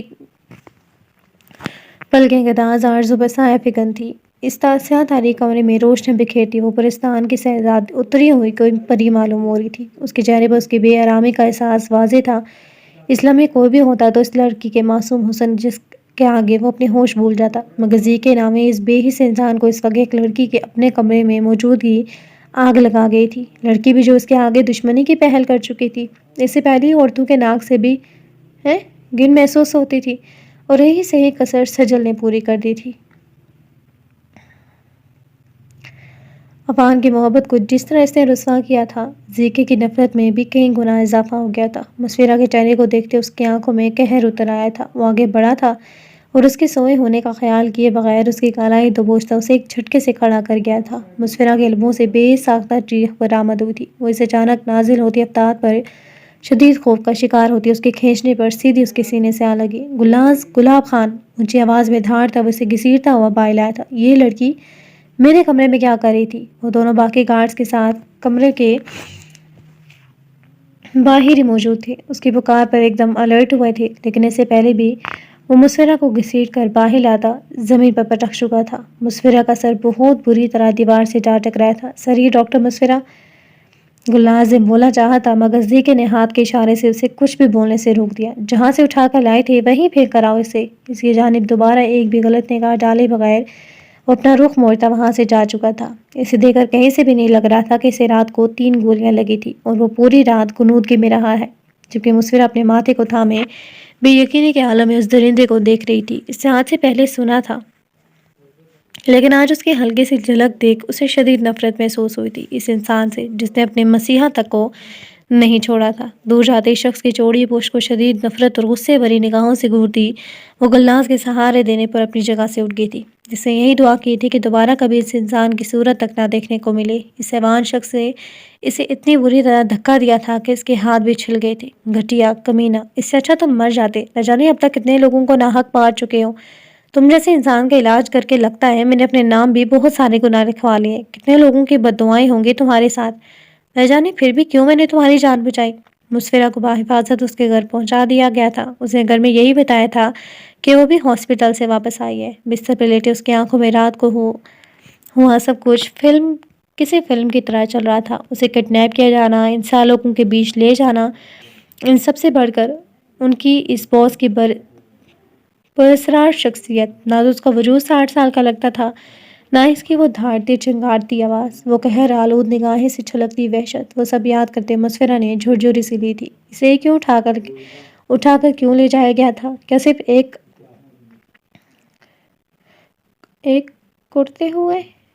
کرتے ہوئے انسان کی جان بچانے کی خاطر؟ اب یہ لوگ اس کی زندگی اجیرن کرنے والے تھے۔ پھوپھو، آپ کو دادو بلا رہی ہیں۔ عجیب سا خوف تھا جو اسے پوری طرح سے اپنے لپیٹ میں لیے ہوئے تھا۔ مسلسل 2 راتوں کے جگراتی کی وجہ سے اس کا سر درد سے پھٹ رہا تھا، آنکھیں جل رہی تھی، اسی وجہ سے اس نے سلیپنگ پلز لے کر اپنے اعصاب کو سکون دینا چاہا تھا۔ پورا دن اس کا سوتے ہی گزرا تھا۔ ابھی بھابھی کے اٹھانے پر وہ ہوش میں آئی تھی۔ شاور لے کر فریش ہوتے اس کا ارادہ باہر جانے کا ہی تھا جب ساتھ امینہ بیگم کو بلاوا لیا پہنچا۔ السلام علیکم۔ اس نے لاؤن میں آتے سب کو سلام کیا۔ آج چھٹی کا دن ہونے کی وجہ سے بسمہ بھابھی بھی گھر پر تھی۔ ان کی یہی چھوٹی سی فیملی تھی۔ امینہ بیگم کے 3 بچے تھے، عثمان، فائزہ اور مسفرہ۔ بہت کم عمری میں ہی بیوہ ہو جانے کے بعد انہوں نے بہت مشکل سے اپنے بچوں کی پرورش کر کے انہیں پروان چڑھایا تھا۔ سب سے بڑے عثمان بخشی، جنہوں نے اپنی ماں کے فیصلے پر اپنی ماموں زاد بسمہ سے پسند کی شادی کی تھی۔ ان کا ایک بیٹا تھا، 7۔ ان کی شادی کو 4 سال ہی گزرے تھے کہ عثمان کی اچانک طبیعت بگڑنے پر اسے ہسپتال لے جایا گیا تھا، جہاں ڈاکٹرز کی جانب سے کی جانے والی کینسر کے لاسٹ اسٹیج کی تشخیص نے ان کے پیروں تلے سے زمین کھسکا دی تھی۔ ان کے علاج میں گھر کی ہر شے سمیت آخر پر گھر بھی بیچ دیا گیا تھا، لیکن عثمان سروائیو نہیں کر پایا تھا۔ وہ ان سب کو روتا چھوڑ کر چلا گیا تھا۔ ان ماں بیٹیوں کا آخری سہارا بھی ان سے چھن گیا تھا۔ بسمہ بہت کم عمری میں ہی بیوگی کا داغ بسمہ پر لگ گیا تھا، لیکن اس نے ان ماں بیٹیوں کی حالت دیکھ انہیں چھوڑ کر جانے کے بجائے وہیں ان کے ساتھ رہنے کو ترجیح دی تھی۔ دیکھ لی اپنے بھائی کی کرتوت، یہی رنگ لڑیاں مناتا پھر رہا ہے وہ باہر، اس لیے اپنی بہنوں کا خیال نہیں ہے اسے، باہر پیسے لٹاتا پھر رہا ہے، اور تمہارا وہ خاندان تو ایسے بیہیو کر رہا ہے جیسے 70 لاکھ دے کر مجھ پر اور میری 7 پشتوں پر بڑا احسان کر دیا ہو۔ ابرار پوری رات گھر سے باہر رہا تھا اور اب دن کے وقت نشے میں جھولتا گھر آ کر نرمین پر چلا رہا تھا۔ وہ ہاتھ میں پکڑے ایک شراب کی بوتل توڑ چکا تھا، جبکہ دوسرے سے گھونٹ گھونٹ شراب اپنے اندر اتارتا پورے گھر میں بدبو پھیلا چکا تھا۔ اس کی حالت دیکھ نرمین ہمنا کو اپنی باہوں میں بھرے ایک جانب دیوار سے لگی سہمی کھڑی تھی۔ اس کے بھائی نے زندگی میں بہت تکلیفیں دیکھی تھی، ہمیشہ ذمہ داریاں ہی نبھاتا آیا تھا۔ نرمین یہی چاہتی تھی کہ وہ ان سب کے مسائل سے نکل کر اپنی لائف سیٹ کرے، اب اپنی خوشیوں کو بھی اپنی زندگی میں جگہ دے۔ وہ دوبارہ اس کے سر پر بوجھ نہیں بننا چاہتی تھی، اس لیے اس نے ابرار کے سارے کرتوت آریان سے چھپا رہے تھے، مگر دن رات یہ عذاب برداشت کرنا اب اس کے لیے بہت اذیت ناک ہوتا جا رہا تھا۔ اس کا شوہر خود تو کچھ کماتا نہیں تھا اور اس کے بھائی کی محنت سے کمائے گئے پیسے جوئے پہ لٹاتا تھا۔ وہ 70 لاکھ جوئے میں ہار کر اب پھر سے اسے پیسوں کی ڈیمانڈ کر رہا تھا، مگر نرمین نے سوچ لیا تھا کہ اب وہ اس شخص کو ایک پھوٹی کوڑی بھی نہیں لا کر دے گی، وہ اسے اپنے بھائی کی حلال کی کمائی حرام نہیں کرنے دے گی۔ جا اور اپنے بھائی سے 50 لاکھ لے کر آ، ورنہ میں تجھے طلاق دے دوں گا۔ ابرار شاہ سمجھ چکا تھا کہ نرمین اسے طلاق نہیں لینا چاہتی، اسی لیے وہ بار بار اسے اسی بات پر وہی مجبور کرتا تھا۔ اس کی بات سنتے نرمین کی آنکھوں میں آنسو اتر آئے تھے۔ تمہیں جو کرنا ہے کرو، اب میں وہاں سے 1 روپیہ نہیں لاؤں گی۔ نرمین نے کبھی نہیں سوچا تھا کہ اس کی محبت سے کی جانے والی شادی کا انجام اتنا بھیانک ہوگا۔ یہ شخص اس کا نہیں، اس کے بھائی کی دولت کا شیدائی نکلے گا۔ میرے سامنے اب تو زبان چلائے گی۔ ابرار اس وقت پوری طرح سے نشے میں دھت بھول چکا تھا کہ اس کے سامنے اس کی بیوی اور معصوم بچی کھڑی ہے۔ وہ آگے بڑھتا نرمین پر ہاتھ اٹھانے والا تھا جب اسی لمحے اس کے منہ پر پڑتی بھاری ہاتھ کی زوردار ضرب اسے ہلا کر رکھ گئی تھی۔ وہ لڑکھڑاتا زمین بوس ہوا تھا، ہاتھ میں پکڑی شراب کی بوتل بھی فرش پر گرتی چکنا چور ہوئی تھی۔ گھٹیا انسان، تمہاری ہمت بھی کیسے ہوئی میری بہن پر ہاتھ اٹھانے کی؟ آریان بر وقت وہاں پہنچا تھا، اسے بے تربیت تھپڑوں اور گھونسوں سے پیٹتا اس کا نشہ اتار چکا تھا، جبکہ ابرار اس کے اچانک یہاں پر آ جانے پر ہکا بکا رہ گیا تھا۔ آریان میری بات تو سنو، تم غلط سمجھ رہے ہو۔ آریان خانزادہ سے بگاڑنے کا مطلب تھا کہ وہ اپنے ہاتھوں اپنی زندگی برباد کر دیتا۔ اسے بالکل بھی اندازہ نہیں تھا کہ آریان اتنے غلط ٹائم پر پہنچ جائے گا۔ نرمین ایک جانب کھڑی روتے ہوئے یہ منظر دیکھ رہی تھی۔ وہ بس اسی دن سے ڈرتی تھی جب اس کا بھائی اس کے شوہر کے سامنے آ کھڑا ہوگا۔ اب وہ ابرار کو کسی قیمت پر نہیں بخشنے والا تھا۔ اپنی بات نہ سنے جانے پر مسلسل مار کھاتے ابرار نے بھی اب کی بار اس پر حملہ آور ہونا چاہا، مگر آریان خانزادے کا سرتی توانا وجود کے آگے اس کا زور نہیں چل پایا تھا۔ آریان کے باہر کھڑے لوگ پولیس کو کال کر چکے تھے۔ پولیس کا سائرن سنتے اس کے ہوش اڑ گئے تھے۔ ایسی غلطی مت کرنا، میں تمہاری بہن کو طلاق دے دوں گا۔ لہو لہان ہوتے چہرے کے ساتھ وہ آریان سے اپنا بچاؤ کرتا چلایا تھا، جو مسلسل اسے پیٹتا اپنے اندر کی بھڑاس کو کم کرنے کی کوشش کر رہا تھا۔ یہ شخص اتنے وقت سے اس کی بہن کو ٹارچر کرتا آیا تھا، مگر اس کے سامنے اتنا ہی مہذب انسان بن جاتا تھا، اور اس کے اس دھوکے کو کامیاب بنانے میں اس کی بہن سمیت اس کا پورا خاندان شامل تھا۔ یہ سوچ کر کہ آریان کی کنپٹیاں سی لگ اٹھی تھی۔ 2 طلاق، ابھی اور اسی وقت طلاق دو۔ تم جیسے درندہ صرف شوہر سے بہتر ہے میری بہن پوری زندگی میری دہلیز پر گزار دے۔ اس کے خون آلود وجود کو کالر سے پکڑ کر نرمین کے سامنے کرتے اس نے طلاق دینے کو کہا تھا۔ پولیس ایک جانب کھڑی آریان کے اشارے کے منتظر تھی۔ آریان کی پہنچ بہت اوپر تک تھی، اسی لیے کسی بھی پولیس والے کی ہمت نہیں تھی کہ اس کے کام میں مداخلت کرنے کی۔ نرمین کے ساتھ اس شخص نے چاہے جتنا بھی برا سلوک کیا تھا، مگر وہ خود پر طلاق کا داغ لگنے کے خیال سے بھی کام کی تھی۔ ابرار نے اپنے نشے کی ذاتی سے بند ہوتی آنکھیں بمشکل کھولتے نرمین کی جانب دیکھا تھا، اور اگلے لمحے ہوش و خرد سے بیگانہ ہوتا نیچے جا گرا تھا۔ آریان نے پولیس والوں کو اشارہ کرتے اسے وہاں سے لے جانے کا حکم دیا تھا۔ اگر وہ طلاق کے نام پر اپنی بہن کی آنکھوں میں آنسو نہ دیکھ لیتا تو اس وقت ابرار اسے پوری طرح آزاد کروا چکا تھا۔ بھائی، نرمین سسکتی ہوئی آگے بڑھی تھی اور آریان کے سینے سے آ لگی تھی۔ ہمنا سہمی ہوئی اس کے ساتھ لگی ہوئی تھی۔ اپنے بھائی کے مضبوط و تحفظ بھری پناہ گاہ پاتے وہ اپنا ہر درد اسے بتاتی چلی گئی، جبکہ آریان اتنا وقت تھا کہ یہ سب چھپانے پر شدید خفا ہونے کے باوجود اسے اپنے سینے میں بھیج گیا تھا۔ نیکسٹ ایپیسوڈ ابھی تک ہم یہیں کریں گے کیونکہ میں آپ کے ساتھ ایپیسوڈک ناول شیئر کروں گی، تو نیکسٹ ایپیسوڈ جو ہے آپ کو کل رات 9 بجے انشاءاللہ ضرور مل جائے گی، اور تھوڑی لانگ ایپیسوڈ دے دوں گی۔ ابھی کے لیے اتنا ہی۔ میرے چینل کو زیادہ سے زیادہ لائک شیئر سبسکرائب لازمی کیجیے گا، اور کمنٹ سیکشن میں اپنے پسندیدہ ناولز کے نام بتائے گا۔ میں اب ہر ناول ریکویسٹنگ ناول ہی ریڈ کیا کروں گی اگر اس کے مجھے PDF مل جائیں تو چلیے اپنا بہت سارا خیال رکھیے گا، میرے لیے بھی دعائیں کیجیے گا۔ ملتے ہیں نیکسٹ ایپیسوڈ کے لیے، اس وقت کے لیے اللہ حافظ۔